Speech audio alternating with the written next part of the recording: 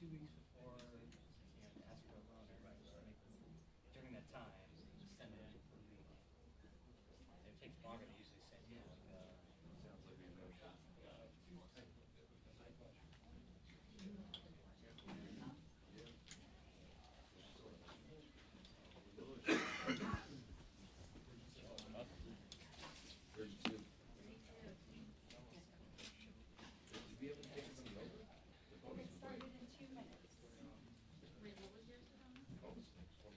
You called out 32. I said, I think she will be good.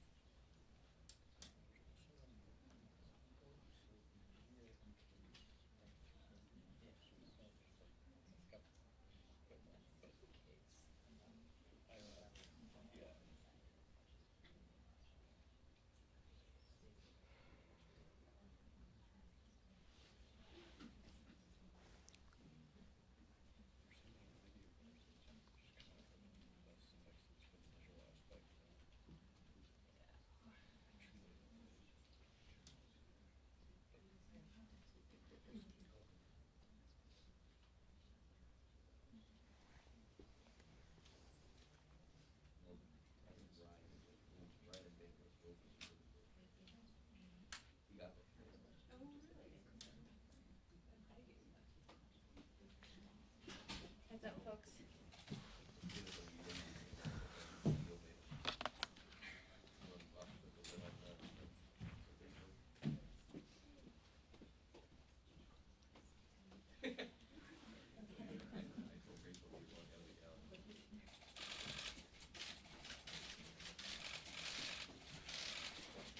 Good morning. Good morning.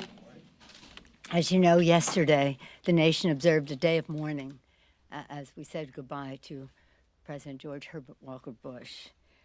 We grieved the loss of a great statesman and leader. President Bush preached the values of duty, sacrifice, commitment, and patriotism. He said that in his speeches. We took great pride that President George Herbert Walker Bush served as a member of the House. That was before I was here, but some of our colleagues that I served with him, and always shared positive views of how he worked with them on the Ways and Means Committee, etc. I had the privilege of working with him as a new member of Congress at the time of Loma Prieta earthquake. He came to San Francisco with, again, all of the compassion and openness to how we could go forward at a very, very sad time. So it's, again, a privilege to work with him. He was a blessing to our country.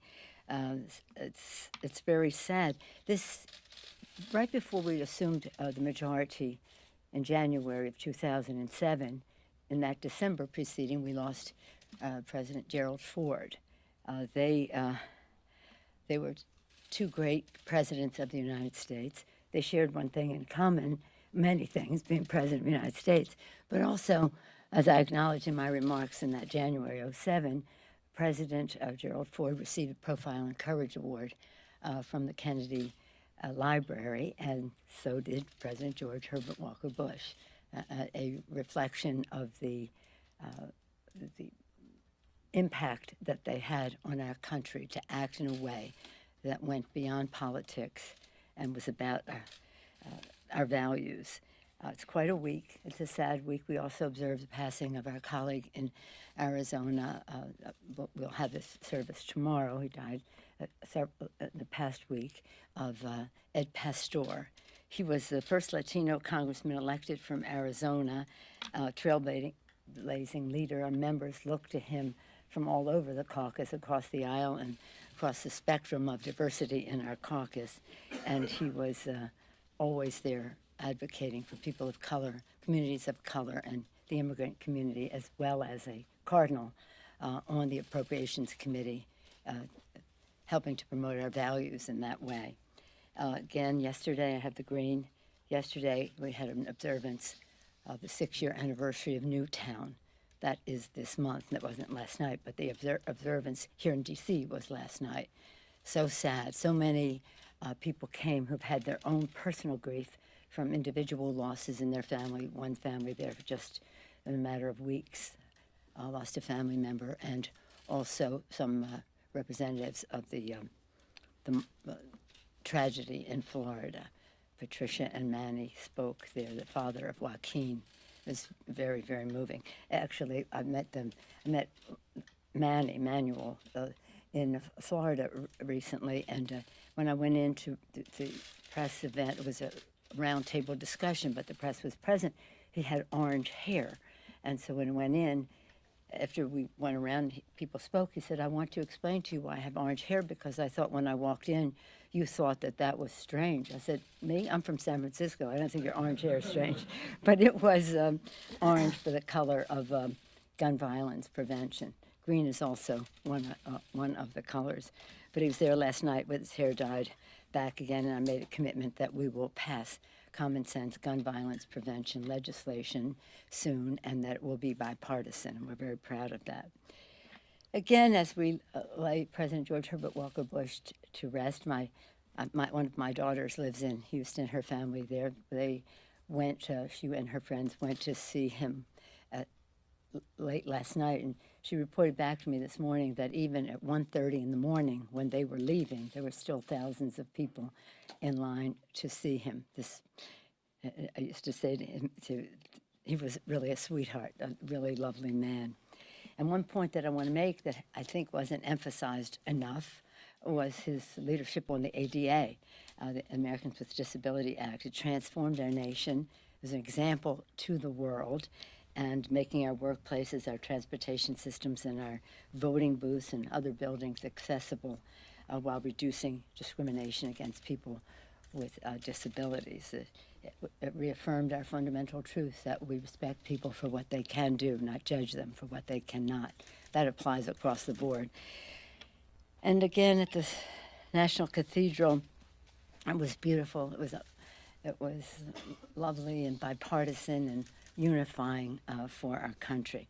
So as we are inspired once again by that, as we were by the passing of Senator McCain, we have some unfinished business this week that you may have some questions about. The Farm Bill, that looks good. Even as we were leaving the service yesterday, I was pleased to hear what Senator Roberts and Senator Stabenow have to say about that. So we're hoping that that can be passed maybe next week. We'll see. The Me Too legislation, back in February, the House unanimously passed the Me Too Congress bill. Discussions continue. I think we're finding some common ground, and we would hope that this overdue legislation will be passed before the end of the Congress. We're making some progress there. VAWA, we're in the middle of another short-term Violence Against Women Act. We should be passing a strong long-term bill. We'd like to do it this Congress, but if not, we'll have to take it up at the beginning of next year. But we'd rather do it in the Congress in which it was debated, and the rest in the committee. As you know, the appropriations bill is the door opener or door closer or whatever, it's dispositive of when we all go home, and so that gives it not only a policy urgency but a scheduling question. We're supposed to meet with the president this week, but with the death of our president, President Bush, that meeting will meet with the president next week as we go forward to negotiate that. And then just one last thing. As you've seen in the press, the Senate was briefed on the Yemen, Saudi Arabia, and Khashoggi matters. We will have that briefing next week. Yemen and Saudi Arabia for the full Congress, Khashoggi for a limited, more classified briefing, as same as was done in the Senate. So here we are, and we get ready. It's pretty exciting to have one minimum of 40 seats, more to come maybe, one more to come maybe, and it is wonderful that we had the biggest midterm vote in the history of our country, and Democrats winning by more than 10 million votes, quite remarkable. our message was for the people, lower healthcare costs by reducing the cost of prescription drugs. And as you know, pre-existing conditions where that benefit was an important part of that debate. Lower healthcare costs, increase paychecks by building the infrastructure of America and in a green way. And third, to restore integrity in government, starting with the important H.R. 1. Some of you were here last week when John Sarbanes, with a number of the freshmen, presented that legislation. Just to update you on that, we may be separating Voting Rights Act out of that so that we can move more quickly with H.R. 1 and the Voting Rights Act. We want to establish an ironclad constitutional record when we pass it, which will be soon, but not as soon as moving the voting rights, the H.R. 1 with the other ways to reduce the role of money in government and increase the voices of the American people. Any questions? That's somebody who didn't have less time. Go ahead. There's a report out there that you're considering limiting the terms of committee chairman. Is that something that's actively being discussed? Well, I'm not. That's a matter before the caucus. I've always been sympathetic to the concerns that have been expressed by our members on that subject. Actually, I tried to do that when I became speaker in 2007, but the caucus did not support that. But that again, our chairman of the Rules Committee, Jim McGovern, whom you've heard from here, has received much interest in that. And what I've told some of the freshman class, other members have asked for that to be considered. And I said that's a debate for the caucus to have, and we will have that. Whether that happens this year, in the next couple of weeks, because the freshmen aren't here, and we have to have that discussion with them here. So how do we do that? Teleconference or what? Or is that just something we take up next year but could apply soon? Or they may reject it. I don't know. There's a report that you're going to be meeting Lighthizer about the map that's Yeah. Is that A different question altogether. message going into that? Well, as I've said before here, Lighthouser has been very open to discussion on the. I said the name was gobbledygook, but you reported that I said the bill was gobbledygook, and that's when I said, the NAFTA, the bill formerly known as Prince. This bill does not have. It has good features to it, but they don't matter at all if you don't have enforcement. So enforcement in terms of the labor provisions, enforcement in terms of the environmental provisions. I think he full well understands that. That's our conversation. Also central to going forward is that Mexico is supposed to pass a bill that would address the wages and working conditions of Mexican workers. We're not there to exploit workers in Mexico or exploit workers in the United States or in Canada. So again, that passage of the bill is fundamental to our going forward with that, and that hasn't happened yet. But this is nothing new. I've said this again and again. I said it was a work in progress. I hope I know it's work. I hope it's progress. Leader, Yes, sir. you mentioned the meeting with the president again on appropriations and things. There seems to be a push again on the wall. I've heard from a lot of Republicans in the House that they might have trouble moving legislation on the wall. They had two bills that failed this year on the wall. Would you be willing to support some degree of wall funding if you got a permanent, bona fide solution on DACA? No. Why not? Well, because they're two different subjects. We're as what we want in this negotiation. I think I can say, and wouldn't be a surprise to anybody, is we'd like to just go in and say, it's December. The time we've lost now another week. I mean, for a legitimate purpose, but nonetheless, we're getting closer to when this CR expires, and of course, we're extending it for 2 weeks. And in that 2 weeks, we have to within that 2 weeks. I wouldn't even say the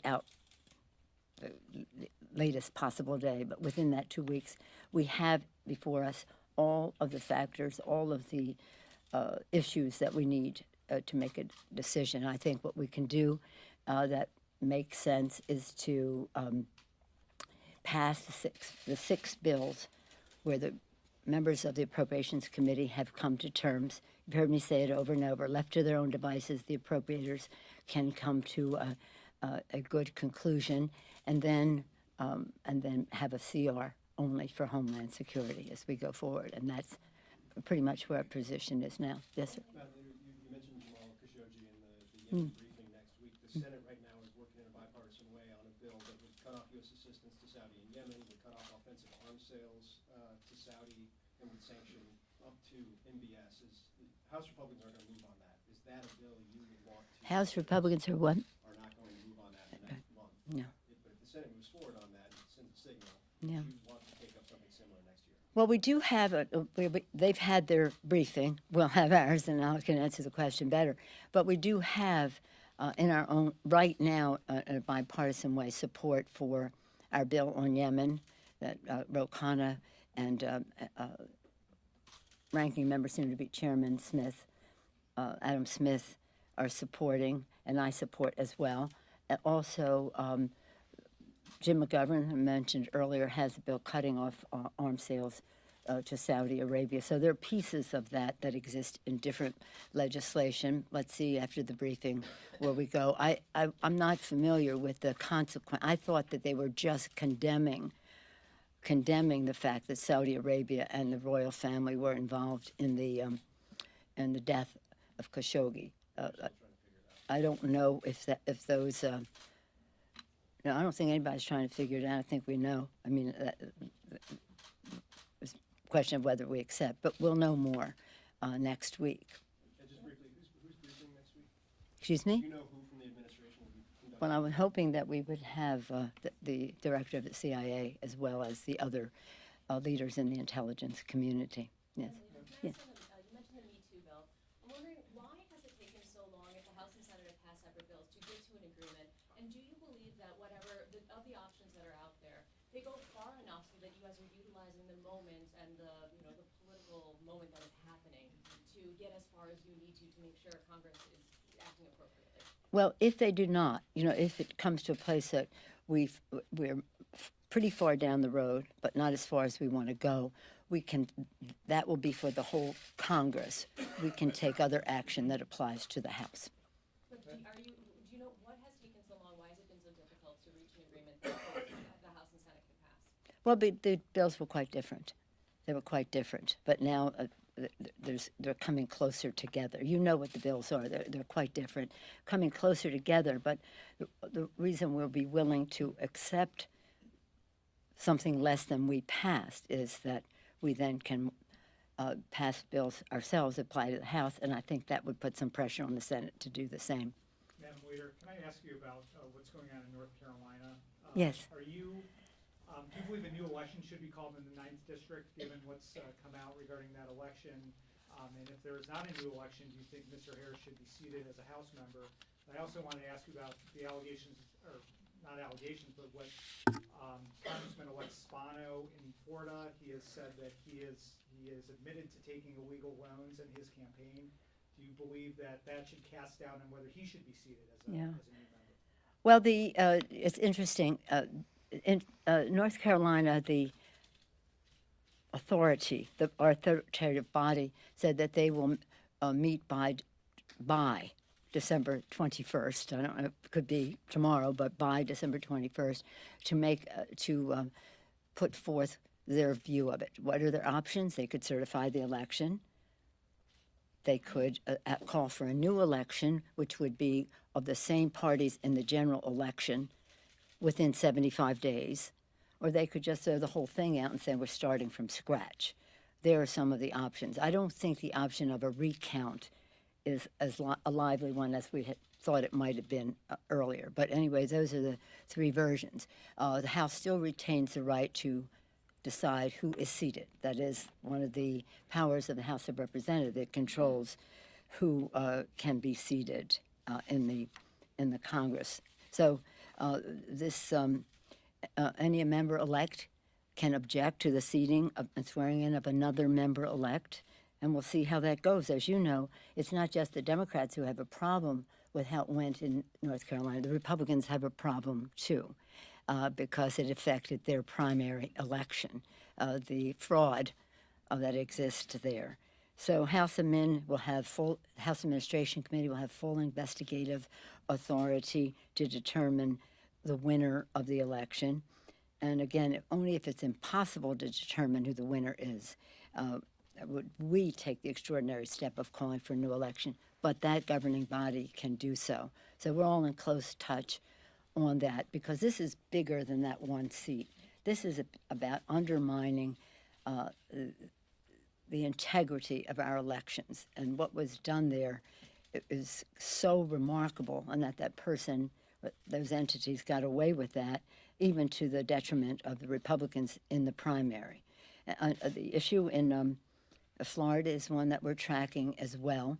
And then to add insult to injury about what the Republicans did in these races, they are now challenging the seating of our member in Maine, saying that they're questioning the process. But, they have ranked voting, which has been voted on twice by the people of Maine as their method of having an election. And now the Republicans are saying, well, there's even a question as to the constitutionality of ranked voting in their view. But if they had won, of course, there'd be no question about the constitutionality of it. So we're operating on three fronts. Can I ask you Yes, I think some. I just want to ask about, you said you would accept the CR for DHS. Yes.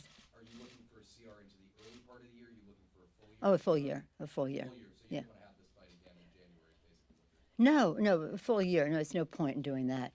But even if you have a CR for a full year, it doesn't mean that at some point, if you come to another conclusion, you can pass a bill. But you can't do this week to. I mean, there's too much uncertainty involved in all of it. May I follow up on his question? Sure. Last question. To follow up on his question very quickly, some of the House Democrats are concerned about adding more money for this border fence.